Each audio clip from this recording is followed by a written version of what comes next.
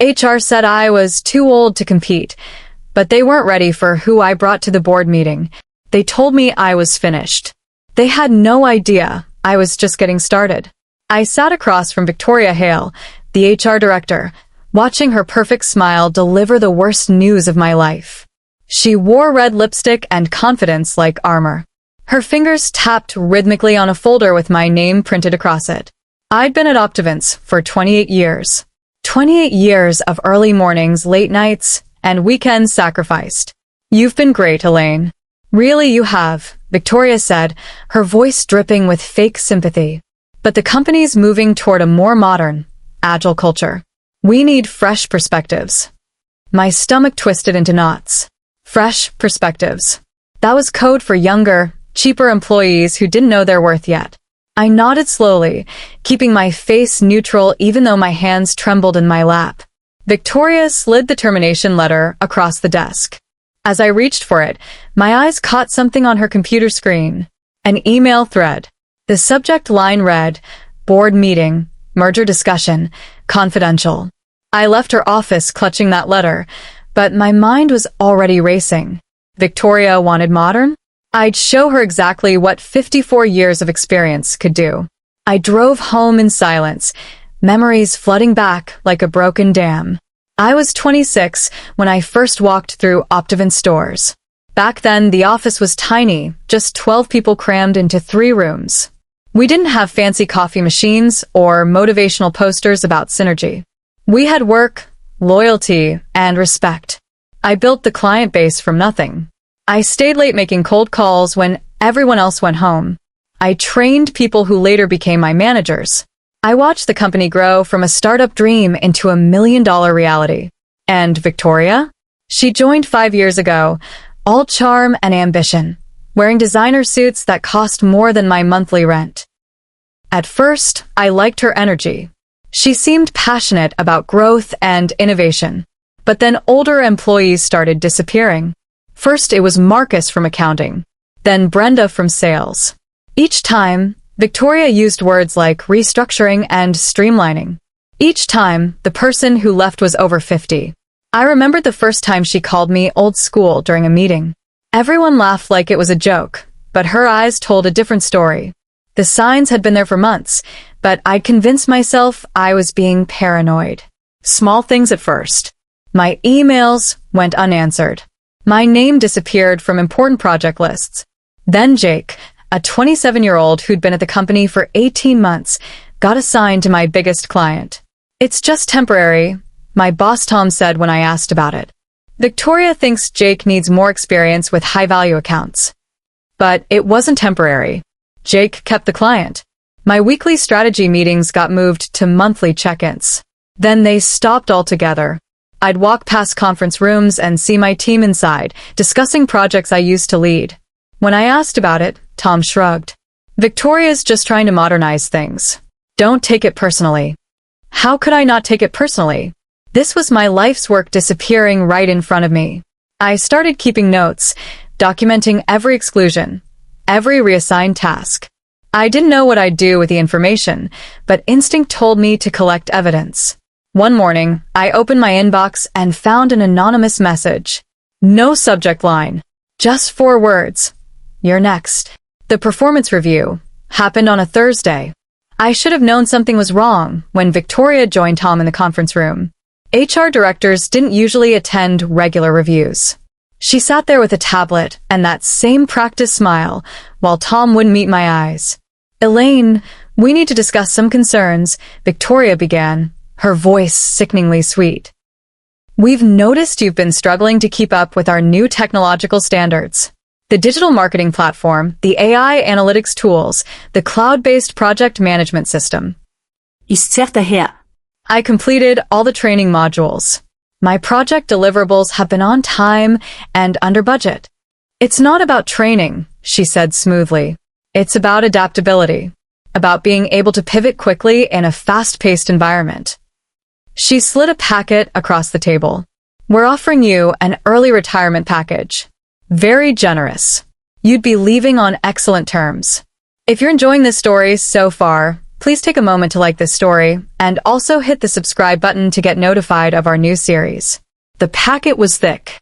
They'd clearly been planning this for weeks, maybe months. Tom still wouldn't look at me.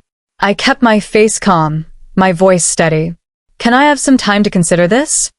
Victoria's smile tightened slightly. Of course. Take the weekend. I left that meeting with the packet under my arm and rage burning in my chest. At home, I opened my desk drawer and pulled out a folder I'd been keeping for 6 months. It was labeled contingency in my neat handwriting. Hannah, my assistant, caught me in the hallway Monday morning. She was 24, smart, and observant. She glanced around nervously before pulling me into an empty office. Her voice dropped to a whisper. Elaine, I need to tell you something. I overheard Victoria and Tom talking in the break room yesterday. She paused, biting her lip. They're pushing out all the older employees before the merger announcement. Victoria said they need to make the company look youth-driven for the investors. It makes the buyout price higher. My hands started shaking. I gripped the desk to steady myself. So, this was never about performance? Hannah shook her head, looking close to tears. They're replacing experience with cheaper salaries and a younger image. I'm so sorry, Elaine. It's not fair. After she left, I sat alone in that empty office for 10 minutes, staring at nothing. Every late night, every sacrificed weekend, every training session where I'd build up younger employees who would now benefit from my dismissal. They'd used me until I was no longer convenient. But they'd made one critical mistake. They assumed I'd go quietly. I wasn't leaving empty-handed, and I certainly wasn't going quietly. I spent the next week becoming invisible. I came in early, left on time, smiled politely at everyone. But behind the scenes, I was building something. I started with my personal files, copying every email, every project report, every performance review from the past 5 years. I documented every meeting I'd been excluded from, every client I'd lost to younger employees, every age-related comment that had been disguised as office humor. Then I reached out to former colleagues, people who'd been restructured out of Optivance over the past 3 years. I kept it casual at first. Coffee catch-ups, LinkedIn messages asking how they were doing. Most were still bitter about how they'd been treated. One name kept coming up. Marcus Bentley, former accounting director, forced out 2 years ago. I sent him a careful email. Would love to catch up. I think we might have some common interests to discuss. His reply came within an hour. You're not the only one they did this to. I've been documenting everything since I left. I've got proof, Elaine. Call me. That night, I sat in my kitchen with a glass of wine, and Marcus's files spread across the table. Pattern after pattern. Employee after employee, all over 50, all forced out under suspicious circumstances. The coffee shop was busy enough for privacy, but quiet enough for conversation. I spotted him immediately. Adam Rayner looked exactly like I remembered, just with more gray in his hair and more confidence in his posture. I'd trained him 12 years ago when he was fresh out of business school. Now he was a powerful investor and consultant with connections that made Victoria's network look like a phone tree. Elaine Carter, he said warmly, standing to hug me. It's been too long. We talked about life, family, careers. Then he leaned forward, his expression turning serious. I heard through the grapevine that you're leaving Optivance. That doesn't sound like you. I told him everything. Not emotionally, just facts. The exclusions, the setup, the forced retirement. He listened without interrupting, his face growing darker with each detail. I've been watching Optivance for months, he finally said. They're planning a merger with a European firm. Big money involved. I was considering bidding on the acquisition myself. My heart started beating faster. Were you? He smiled slowly. Still am. But I need inside information on their actual value versus their projected value. Their client retention rates, their internal culture issues, their legal vulnerabilities. He paused meaningfully. You wouldn't happen to know anything about that, would you? I smiled for the first time in weeks. Adam, let me tell you what I know. Over the next 2 weeks, Adam and I met 3 more times. Each meeting was carefully planned, always in different locations, always casual looking. He taught me the language of corporate warfare. How to document evidence that would hold up under scrutiny. How to time information releases for maximum impact. How to turn anger into strategy. Don't get mad, he reminded me constantly. Get strategic. He explained the merger timeline. Optivant's board would meet in 4 weeks to approve the deal. Victoria was positioning herself for a VP role in the new company. The investors wanted a young, dynamic leadership team to showcase. Everything was falling into place for her. Unless, Adam said thoughtfully, something disrupts the narrative. A compliance issue. Evidence of discrimination. Proof that their internal culture is toxic and legally vulnerable. He looked at me directly. That would tank their valuation. Make the investors nervous. Open the door for alternative proposals. I understood immediately. You want to make a counteroffer. I want to save a good company from people who are destroying it from the inside, he corrected. But I need ammunition. I need evidence. And I need someone on the inside who knows where all the bodies are buried. Adam pulled out his calendar. There's a board meeting in 4 weeks. Major investors will be there. Victoria will present her vision for the merged company. He paused. Be there, Elaine. That's where we make our move. I started asking questions. Innocent ones, carefully placed during staff meetings and lunch conversations. Does anyone know what our policy is on age discrimination? And I was reading about a company that got sued for systematic age bias. Could that happen here? The effect was immediate. Whispers spread through the office. Younger employees started looking at the older ones differently, noticing the absence of anyone over 50 in leadership positions. Hannah told me that HR held an emergency meeting about managing potential legal concerns. Victoria noticed. Of course she did. She stormed into my office on a Wednesday afternoon, closing the door harder than necessary. Her perfect composure was cracking. Are you trying to cause problems, Elaine? She demanded, her voice tight with barely controlled anger. I looked up from my computer, all innocent confusion. I'm sorry, Victoria. What do you mean? These questions you've been asking. These comments about discrimination. It's creating unnecessary tension. I'm just trying to understand company policy before I make my decision about retirement, I said calmly. That seems responsible, doesn't it? She stared at me for a long moment, trying to read my face. I kept it blank. Finally, she turned and left, but I saw the uncertainty in her eyes. The next week, I played the perfect employee considering retirement. I attended the farewell lunches they organized. I smiled for the photos. I thanked people for the kind words. Everyone thought I was gracefully accepting my fate. Only Hannah knew different, and she was too smart to say anything. Behind the scenes, I continued feeding Adam information. Client lists, financial projections, internal emails about the merger. Everything Victoria thought was confidential was making its way to Adam's team. They were building a picture of a company being run into the ground by short-term thinking and discriminatory practices. Then I got an email from an anonymous sender. The address was a random string of numbers and letters, untraceable. The message was brief. You didn't hear it from me, but Victoria's deleting files connected to your department. She's covering her tracks.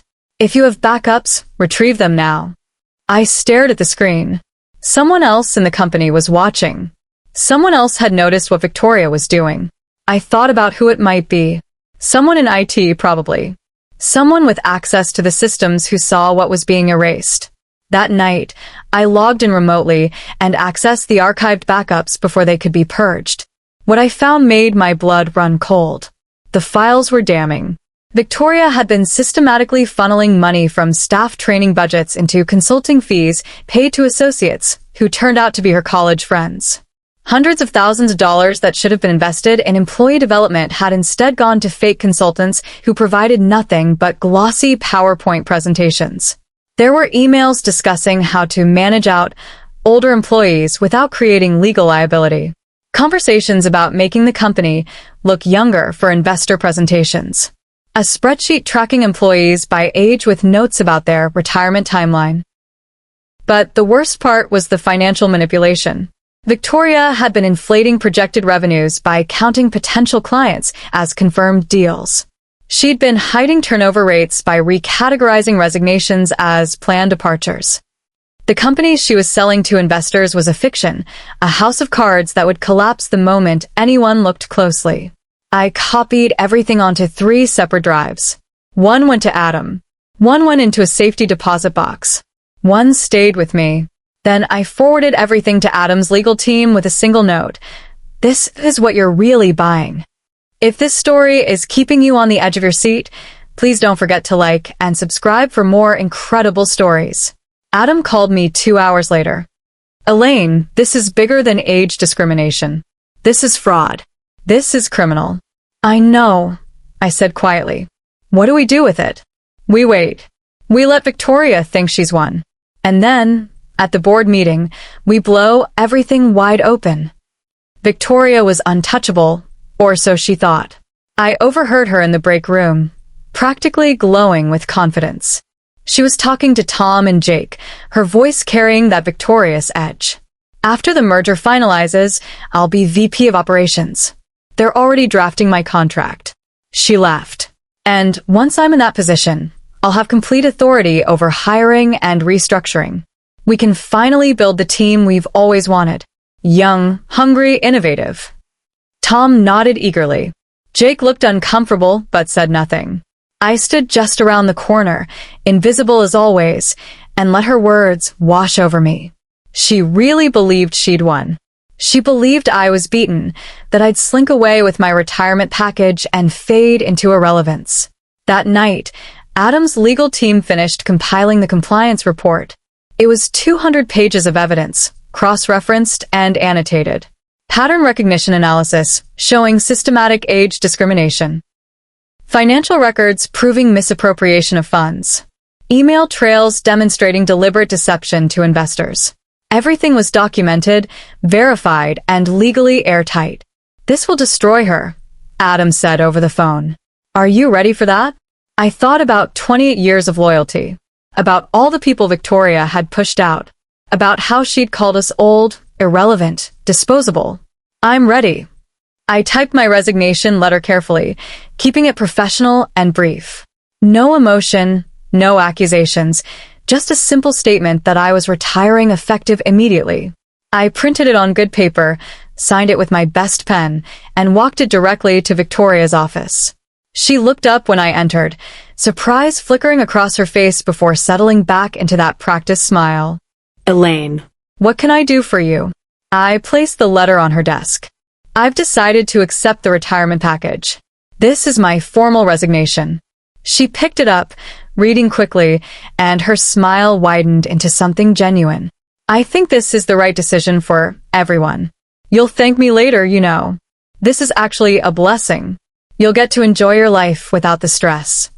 Oh, I will, I said softly, matching her smile. I'm sure I'll be very grateful for how everything turned out. She stood, extending her hand like we were closing a business deal. It's been a pleasure working with you, Elaine. You've been a real asset to this company. I shook her hand, keeping my expression neutral. Behind her, on my side of her desk, my small recording device sat exactly where I'd placed it when I first entered. Every word captured. Within 24 hours, Victoria had sent a company-wide email celebrating my amazing career and my decision to pursue new adventures in retirement. The tone was warm and appreciative, full of praise for my contributions. It was designed to make my departure look voluntary and happy, eliminating any hint of forced termination. But something unexpected happened. My old clients started reaching out. Emails, phone calls, LinkedIn messages. They'd heard I was leaving and wanted to know where I was going next. Elaine, you've managed our account for 15 years, one CEO wrote. If you're starting something new, we want to know about it. Our contract with Optivance is up for renewal in 3 months, and frankly, we stayed because of you, not them. Another client was more direct. Whatever you do next, we're interested. You've earned our loyalty. The company hasn't. I collected every message, every expression of client loyalty. These weren't just nice words. These were revenue streams. These were relationships built over decades that Victoria assumed belonged to Optivance but actually belonged to me. She'd made another critical miscalculation. One client sent a message that made me laugh out loud.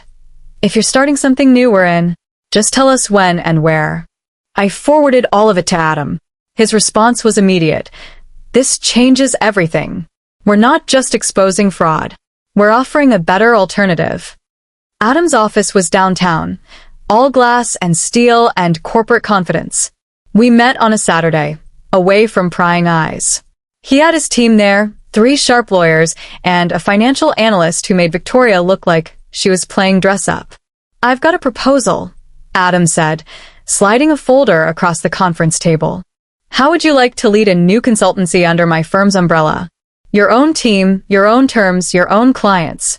We provide the infrastructure and investment capital. You provide the expertise and client relationships." I opened the folder. The terms were generous. No, they were incredible.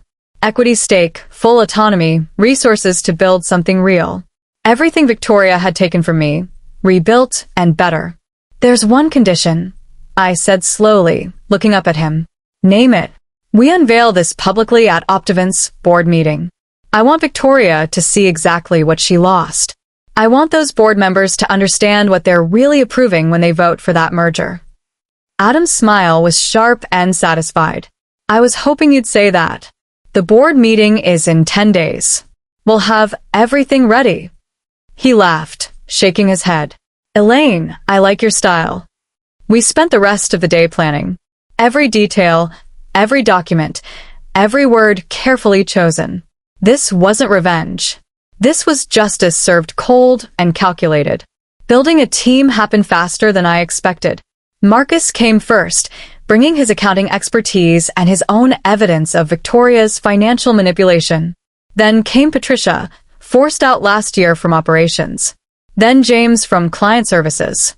Each person Victoria had discarded was actually a piece of excellence she was too blind to recognize. We worked from Adam's conference room, assembling our pitch.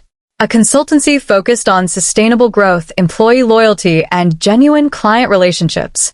Everything Optivants used to be before Victoria started dismantling it for short-term profit. Hannah showed up on the 5th day. She knocked on the conference room door, looking nervous, but determined. "I know I'm still employed at Optivants," she said, "but I have something you need to see." She handed me a flash drive. "Victoria asked me to delete these files from the server yesterday. I told her I did, but I copied them first." She paused. "There are emails in there discussing how to hide the age discrimination, how to make the forced retirements look voluntary, how to manipulate the financial reports for the merger." I pulled her into a hug. "You're taking a big risk. They took advantage of you," she said firmly. "They took advantage of all of you. It's not right. This story is getting intense. If you're hooked, hit that like button and subscribe to see how this all plays out." Hannah joined our team officially that day. The files she brought were the final piece. Victoria thought she'd covered her tracks. She had no idea we had everything. The board meeting announcement arrived in my personal email. Official letterhead, formal language, an invitation to attend as recognition of your years of service to the company. It was signed by Harold Fitzgerald, a board member I'd trained 20 years ago when he was a junior analyst. Victoria would be presenting her vision for the merged company. The investors were flying in from Europe. The CEO would outline the new leadership structure. It was supposed to be Victoria's coronation, her moment of triumph. Everything she'd schemed for, manipulated for, destroyed careers for. I RSVP'd immediately. I'd be honored to attend. "Thank you for thinking of me during this important moment." Adam and I rehearsed everything. What I'd say, when I'd say it, how to handle questions. His lawyers reviewed every document to ensure everything was legally sound. We couldn't give Victoria or her lawyers any opening to dismiss our evidence as circumstantial or emotional. The night before the meeting, I couldn't sleep. I lay in bed staring at the ceiling, running through scenarios. What if the board didn't care? What if they protected Victoria anyway? What if I'd misread everything and I was about to humiliate myself? But then I thought about Marcus, Patricia, James, and everyone else Victoria had thrown away. I thought about Hannah risking her job to do the right thing. I thought about the clients who'd stayed loyal to me, not the company. I got up, got dressed, and prepared for war. The boardroom was on the top floor, all windows and mahogany and expensive art. I arrived exactly on time, wearing my best suit and carrying a leather briefcase Adam had given me. The security guard checked my invitation and waved me through. The elevator ride felt like forever. When the doors opened, I stepped into the reception area. Several board members were already there, talking in small groups. They looked up when I entered, surprise registering on their faces. Victoria was standing near the window, talking to the CEO. She turned, saw me, and froze completely. Her face went from confident to confused to angry in 3 seconds. She started, then stopped. You don't work here anymore. I smiled pleasantly, walking further into the room and setting down my briefcase. I was invited, Victoria. Check with Harold if you don't believe me. Harold stepped forward, extending his hand. Elaine. Good to see you. We thought you should be here for this transition. Victoria's eyes darted between us, trying to understand. Before she could say anything else, the door opened again. Adam Rayner walked in, dressed impeccably, moving with the confidence of someone who owned a room. The board members recognized him immediately. Adam, several voices called out. He shook hands, exchanged pleasantries, every inch the successful investor they all knew and respected. Then he walked over and stood next to me. Victoria's face drained of all color. The board meeting started formally. Everyone took their seats around the long table. Victoria sat at the head, next to the CEO, exactly where she'd planned to be. I sat in the back row, a guest observer. Adam sat in the middle, representing his investment firm as a potential partner in the merger. The CEO opened with remarks about transformation and growth. Victoria presented her slides, all colorful graphs showing projected revenues and market expansion. She talked about building a young, dynamic team and moving away from outdated practices. She never once looked at me. The European investors asked questions about sustainability and client retention. Victoria answered smoothly, confidently. She was good at this, I had to admit. She'd spent years perfecting the art of making destruction look like progress. Then Adam raised his hand. Before we move to voting, I have a compliance concern that needs to be addressed. The room went quiet. The CEO frowned. What kind of concern? A significant one. Adam opened his briefcase and removed a bound document. My legal team has compiled evidence of systematic age discrimination, financial irregularities, and potential fraud in the company's merger preparation. Victoria's face went from pale to red. That's absurd. I don't know what he's. Let him finish, Harold said sharply. Adam slid copies of the report across the table. I stood, opened my briefcase, and distributed additional copies. Victoria watched me move around the room, her mouth opening and closing, but no words coming out. The next 15 minutes were brutal.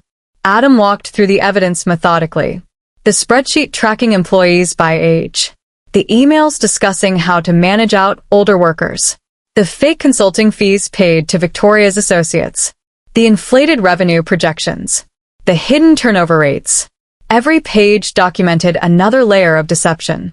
The board members' faces grew darker with each revelation. The European investors were whispering to each other in rapid German. The CEO looked like he might be sick. You can't prove any of this, Victoria finally managed, her voice shaking. These documents could be fabricated. They could be taken out of context. They're not, I said quietly, speaking for the first time. Every head turned toward me. I walked to the front of the room, pulling out my phone. Because I recorded our final meeting. I connected my phone to the presentation system. Victoria's voice filled the room, crystal clear. You've been great, Elaine. But the company's moving toward a more modern, agile culture. We need fresh perspectives. Then my voice. Are you saying my performance is inadequate? Victoria's reply. It's not about performance. It's about image. About energy. About fitting the profile we need for the merger. Surely you understand. The recording continued, every discriminatory implication clear and undeniable. When it ended, the silence was deafening. Victoria was standing now, her hands braced on the table, her carefully constructed world crumbling around her. Harold stood as well. "Victoria, I think you need to step out while we discuss this." "You can't," she started. Now. Security escorted Victoria from the building. The CEO resigned 20 minutes later, unable to explain how he'd missed such obvious patterns of misconduct. The European investors put the merger on hold pending a full investigation. Everything Victoria had built came crashing down in less than an hour. Adam let the dust settle before making his move. "Ladies and gentlemen, I understand this is a shock.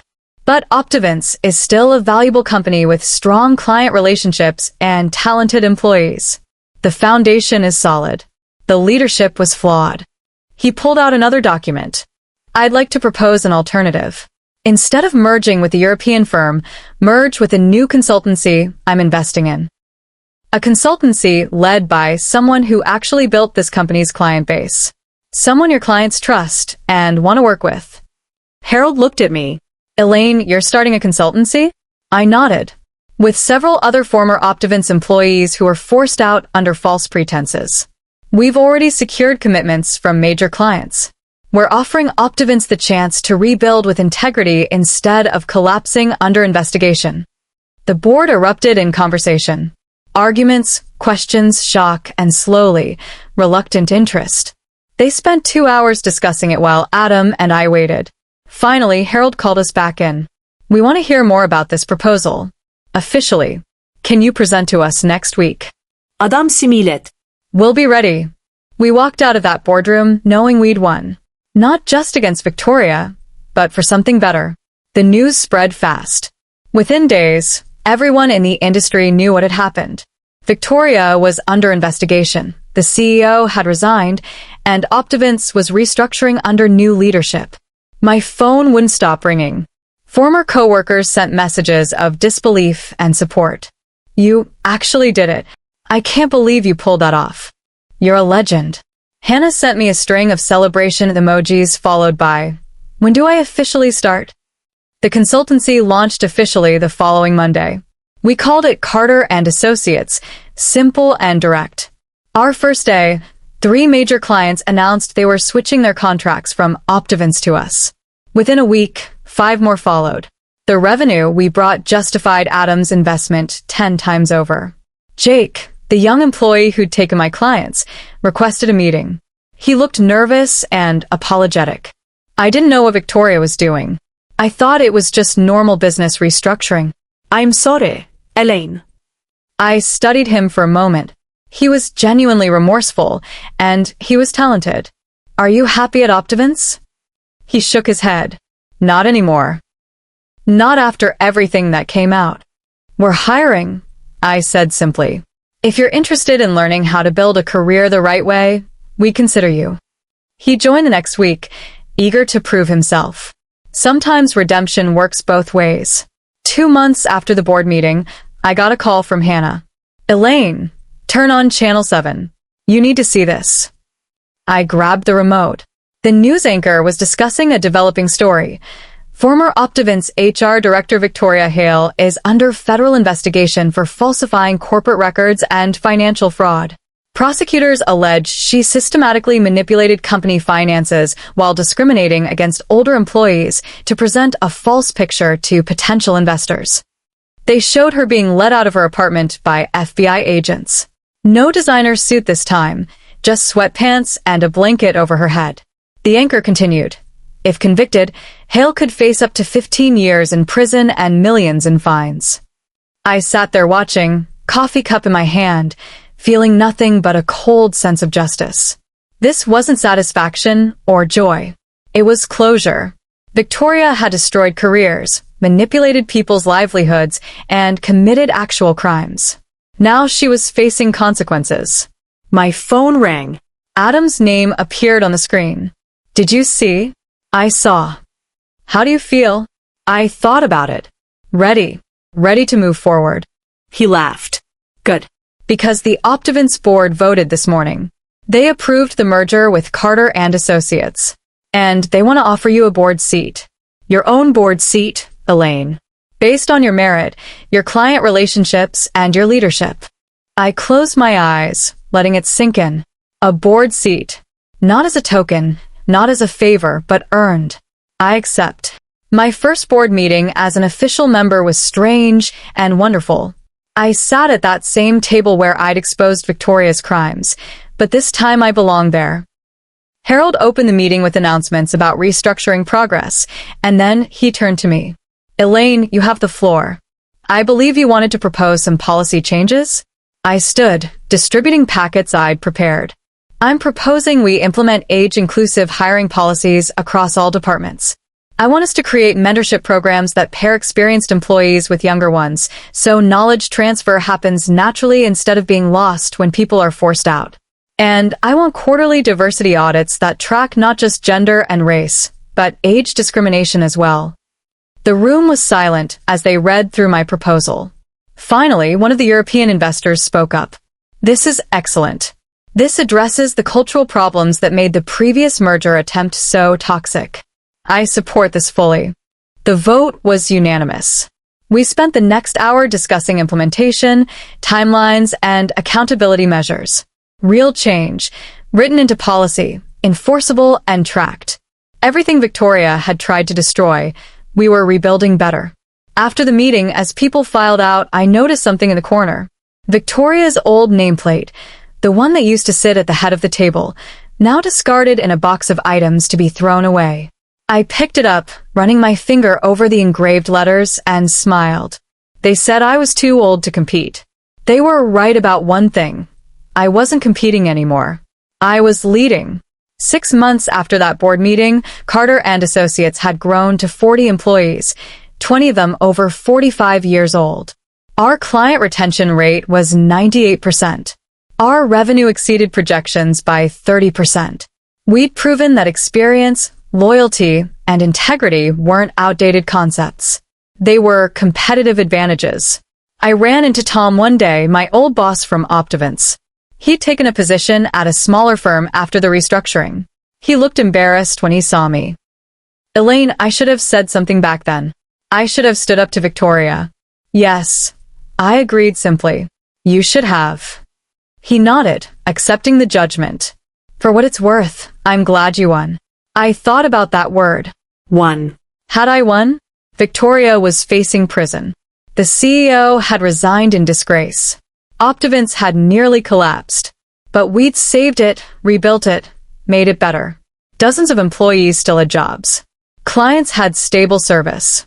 And people like me, people who'd been thrown away, had proven their worth. Maybe that was winning. Not destruction, but creation. Not revenge, but justice. Not proving them wrong, but proving ourselves right. I walked out of that building into the afternoon sunlight, my phone already ringing with 3 client calls and 2 job applicants. I had a board meeting tomorrow, a speaking engagement next week, and a mentorship dinner with Hannah on Friday. They'd called me too old to compete, and they'd created their worst nightmare, a leader with nothing left to lose and everything to prove. I was just getting started.